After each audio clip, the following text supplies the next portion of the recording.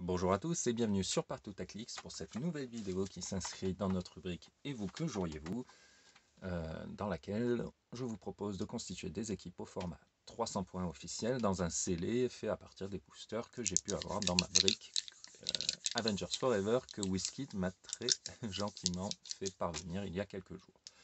Nous allons tirer au hasard les boosters que nous allons évaluer aujourd'hui. Donc 5 et 4, 9. Et on va dire, allez, on relance ce dé là, comme ça, non, 4. Le booster 9 et le booster 4, puisque nous avons déjà vu les boosters précédents, hop, dans deux autres vidéos dont je vous mets les liens en description. Nous allons maintenant nous concentrer sur hop là, ce qu'il se passe dans cela. Alors, un booster que j'aime beaucoup, puisque j'ai déjà pu voir les contenus comme dans l'unboxing que j'ai pu faire sur l'extension. Et un booster où, alors, là c'est un booster, deux boosters, on va dire, montés un peu petits. Vous allez comprendre pourquoi. C'est parce que le coût en points des figurines qui sont dans les deux boosters, ça vole pas très haut. Vous allez pouvoir rentrer beaucoup de personnages. Alors on va les mettre de face d'abord pour que vous puissiez voir qui est où, qui fait quoi. Hop là, donc nous avons Wong, Mantis, Red Guardian, Patriot, Baron Mordo, Khazar, Shield Operative, Maria Hill et -1 ainsi que Hydra Agent. En termes de points, ça va pas très haut puisque là nous avons 15, 15, 30, 15, 50. Voilà. Donc là, en cumulant tout, on arrive à peine à 100, 110, 125 points. Voilà. Voilà, voilà. Là, nous avons donc 50, 75, 40, 40, 25. Donc en cumulant le tout, nous avons 80, 105, 155, 195. Donc on peut quasiment tout rentrer là. D'accord ça va être pas simple. On a du soutien, on a un peu ce qu'il faut où il faut, mais enfin, si vous tombez en face contre un Thanos qui vous met 5 dégâts à chaque fois, ça va être compliqué. Alors, ok, on peut rentrer beaucoup de choses, mais on va essayer d'analyser un peu. Ça, si vous tombez dessus en scellé, vous le jouez. Vous avez une pièce de corps à corps incroyable, il peut générer le zabou, et c'est une fois en début de partie, maximum 1. Mais quand vous avez vous pouvez utiliser leadership pour en générer d'autres pendant la partie si jamais il est tué. Donc votre zabou, il revient si jamais il est mis KO. Donc ça, un indispensable. 50 points. En plus, si lors de votre scellé, vous allez faire l'acquisition des Dyson Tokens, hop, vous pouvez intégrer petit zabou, une fourmi, 2 fourmis, 3 fourmis, Kang, Teraxia, et ben alors, monsieur Zabou, où êtes-vous? Ah, derrière Miss America? Ouais.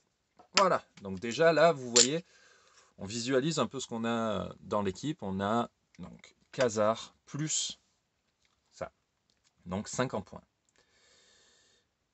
Ensuite, on a ici le Baron Mordo, qui est pas mal, qui lorsqu'il fait son leadership peut faire apparaître un Mindless One que nous avons là, donc on peut éventuellement le mettre sur la sideline pour essayer de grappiller quelques points. Si on joue les deux, on est à 125 points, et je pense que ça va être indispensable parce qu'on a besoin de mettre des dégâts. Vous avez vu, on a beaucoup de soutien, donc ouais, obligé, on va le prendre en gros points. Hop, Baron Mordo en 75.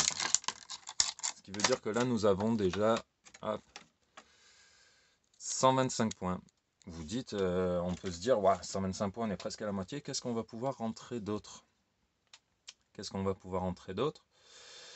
125, moi je dirais à rentrer le Wang, qui a un très bon soutien pour les mystiques, qui est lui-même mystical.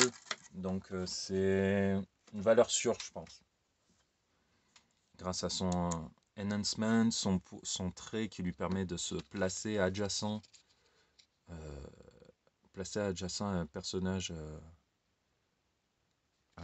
mystique qui s'est déplacé et qui était adjacent au début du mouvement. Avec le enhancement, le Baron Mordo, qui est votre tireur, va passer à 4 de dégâts pénétrants. Ça peut être pas mal.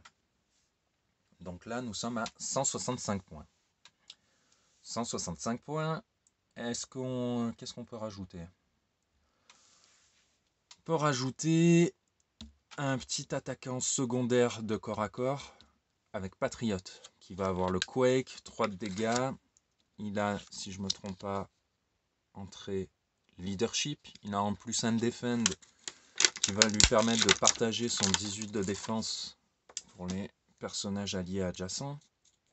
Donc ça peut être intéressant de le laisser par exemple avec Zabou à côté pour protéger, augmenter la défense de Khazar pour qu'il passe à 20 au corps à corps. Bref, il y a de quoi faire. Donc là, on est à 4 figurines. On a aussi le petit Pog qui apparaît. On est à 5 figurines et nous ne sommes qu'à 205 points. 205 points. On va pas se priver, hein. On va prendre un perplexe. Hop là. Avec le perplexe, nous sommes à 230 points en plus. C'est un Mantis qui a un Rally Die qui vous permet, lorsque vous l'activez, de retirer un marqueur à un personnage allié dans la portée. Donc très très bien. Donc là nous étions à, j'ai dit, à 205 points. Ouais c'est ça, hein, 75, 125, 125. Oula non, pardon, je vous dis une bêtise. 50 et 75, 125. 125 et 40, 165. Ah si, c'est ça. Donc là 205 et là 230. Il nous reste 70 points. 70 points, on ne pourra pas rentrer tout le monde, mais on va pouvoir faire des trucs assez sympas, comme mettre en place... Hop. Alors, j'aurais bien aimé pouvoir rentrer ces deux-là. Malheureusement, on dépasse de 10 si on le fait. Et alors, il me reste 70 points. Si je rentre ces trois-là, écoutez, on va mettre Maria Hill.